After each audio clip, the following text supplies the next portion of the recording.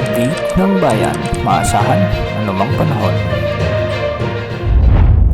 Magandang araw po sa ating lahat. Narito na ang pinakahuling update sa magiging lagay ng ating panahon sa araw na ito hanggang sa mga susunod na araw. Sa kasalukuyan ay may minomonitor tayong bagyo sa labas ng ating area of responsibility. Huli itong namataan sa layong 1,320 km silangan ng Eastern Visayas.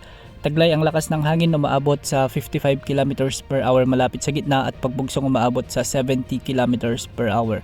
Sa kasalukuyan ay kumikilos ito ng pahilaga-hilagang silangan ng mabagal dahil sa bagyong ito ay magdadala na ito ng maulap na kalangitan, kalat-kalat na pagulan at pagkidlat pagkulog dulot ng trough ng bagyong ito sa may Eastern Visayas, sa may Northern Mindanao, Caraga region, Davao Oriental, sa may Davao de Oro, Sulu at Tawi-Tawi. Mapapansin nga natin sa ating satellite animations na humahampas yung trough. Ito yung extension ng bagyong nasa labas ng ating area of responsibility.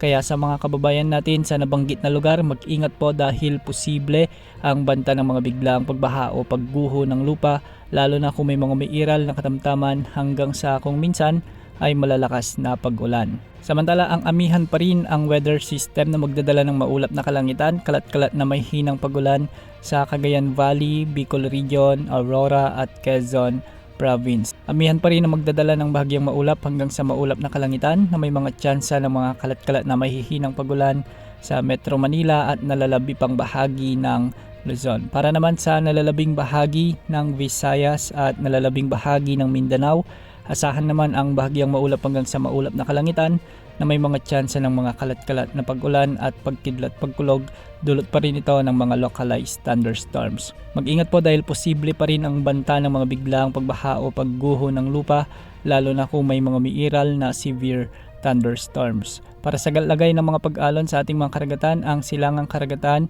na sakop ng Visayas at Mindanao posibleng mabot hanggang 3.4 meters.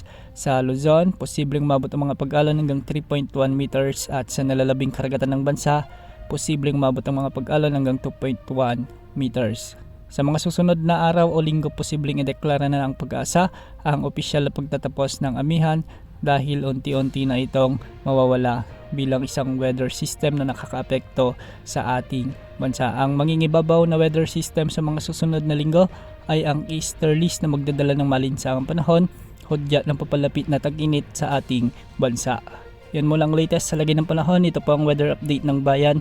Maaasahan anumang panahon.